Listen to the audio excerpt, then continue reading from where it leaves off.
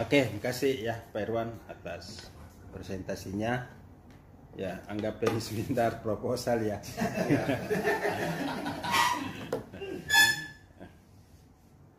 Karena Pak Irwan ini tadi mempresentasikan bab 1, jadi kita kembali lagi ke latar belakang, kemudian fokus, deskripsi fokus, rumusan masalah, sampai tinjauan pustaka, manfaat dan tujuan manfaat penelitian. Oke.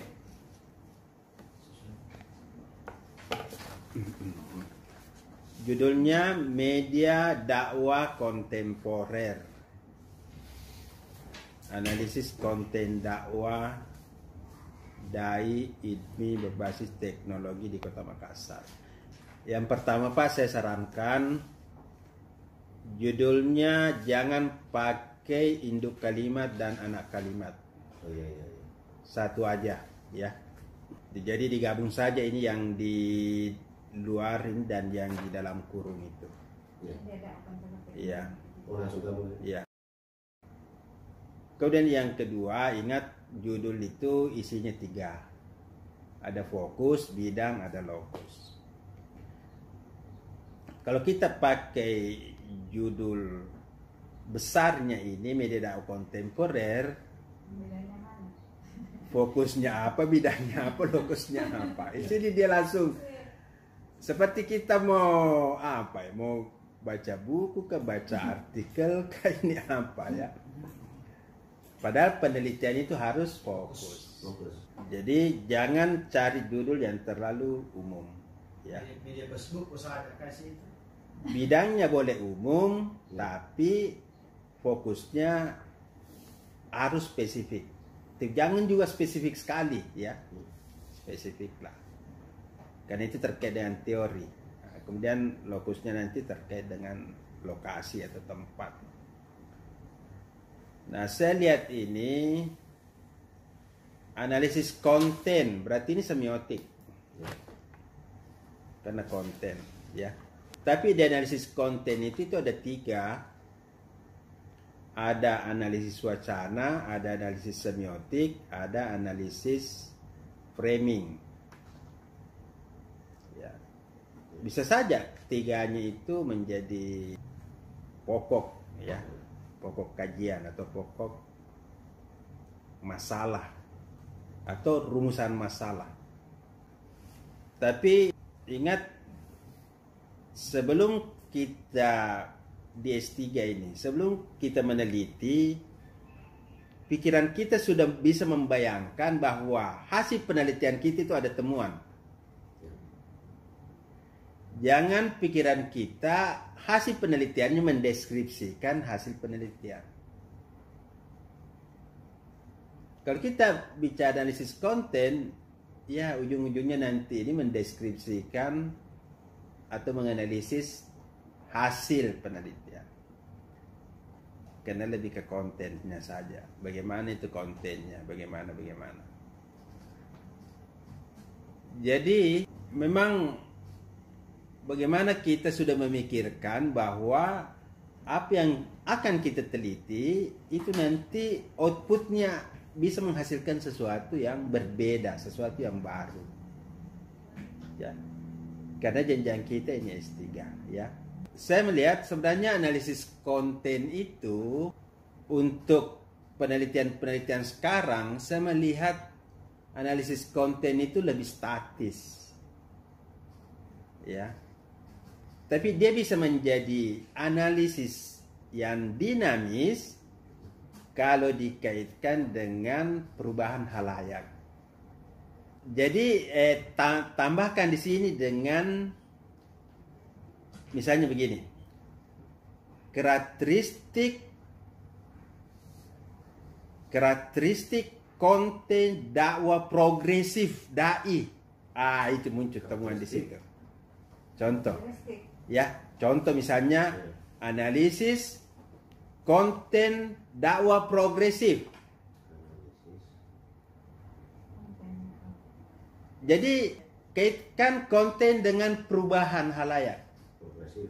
Ya, itu contoh aja. Iya. Kalau kita progresif, berarti otomatis kita kaitkan dengan halayak. Jadi jangan murni meneliti konten. Ini saran saya. Jangan meneliti murni konten. Nah, nanti kalau kita ke halayak, berarti kita nanti paradigmanya kritis, bukan konstruktivis. Karena yang kita inginkan di sini perubahan.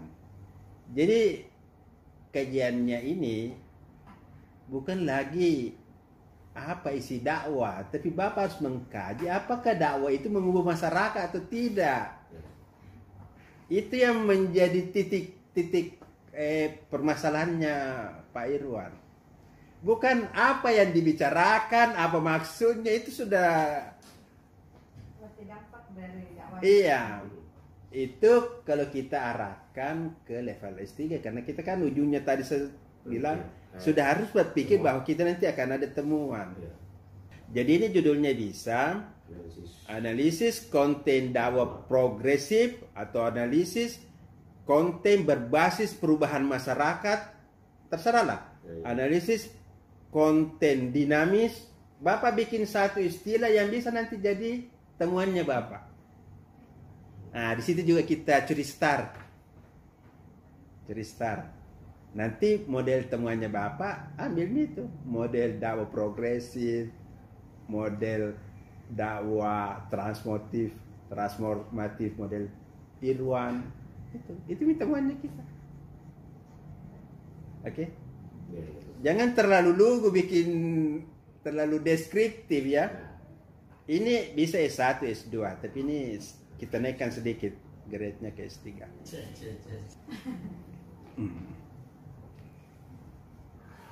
Nah, kemudian kita lebih mengerucut lagi ke berbasis teknologinya. Nah, itu lebih spesifik lagi. Jadi Bapak di samping menguasai 3 bidang, Bapak harus kaitkan di sini supaya ada temuan. Pertama, keahlian bidang dakwah atau konten dakwah. Yang kedua, perubahan masyarakat. Yang ketiga, penggunaan teknologi. Ini onde-ondenya ini 3. 3 bahannya. Ya. Nah, di sini dia. Ada teknologi komunikasinya, ada perubahan masyarakatnya, dan ada enggak apa-apa kita bikin komplit lah itu ya, bikin komplit. Ya, latarnya itu tadi bahwa sekarang ini sudah ada teknologi, kemudian dai sudah menggunakan teknologi, sudah banyak dakwah online, kemudian karakteristik masyarakat berubah, sehingga diperlukan satu model dakwah baru, dakwah inovatif, sesuai dengan perkembangan teknologi dan perubahan karakteristik masyarakat. Nah, itu dia. Berarti ya Pak, analisis konten dakwah progresif dari IDMI berbasis teknologi di Kota Makassar. Analisis konten dakwah progresif. Boleh. Dari fokusnya nanti itu. Tapi tetap ini lebih ke rumusan masalah satunya konten ya. Kontennya. Iya. Tapi kalau mau rumusan masalah keduanya perubahan masyarakat, boleh, itu bisa. Karena di situ ada tadi dakwah progresifnya. Itu bisa jadi masalah kedua. Ya, bisa. Tapi kalau yang Bapak mau tonjolkan perubahannya, jangan kontennya yang dijadikan judul. Ya, apa itu kira-kira? Ya.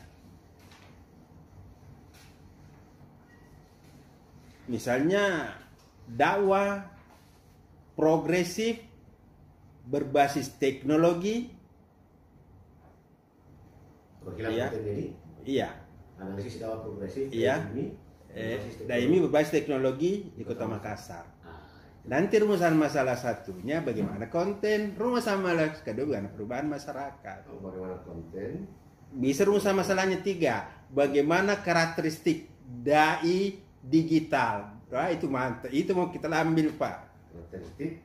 Pertama, bagaimana karakteristik dai digital, era digital. Yang kedua, bagaimana konten dakwah digital. Ya.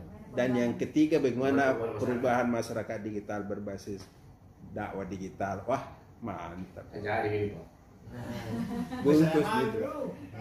Bungkus. Berarti kak saya. Masyarakat digital di Kota tadi. Iya. Kita bungkus. Bungkus. Ih, saya tertinggal. Insya Allah di depan. Insya Allah. Ada nanti isinya ini promotor ke promotor. Jadi.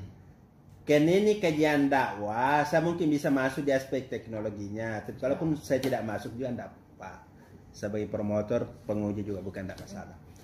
Yang penting Bapak udah ketemu dulu passionnya, sudah ketemu. Misalnya pasti kita masuk di sini Pak. Karena bisa jadi minta itu. Bisa. Mengusul. Ya. Aspek media di sini saya bisa masuk, aspek teknologi saya bisa masuk. Itu nih. Kajian teorinya bisa masuk. Karena kan saudaranya ini dia kajian semiotik, konten dakwah, kemudian kajian untuk perubahan itu paradigma kritis. Ya. Nanti kita cari teori di situ. Paradigma kritis. Wah ini baru makalah perubahan paradigma kritis Pak. Iya, cocok itu. Jadi. Saya tertinggal ini.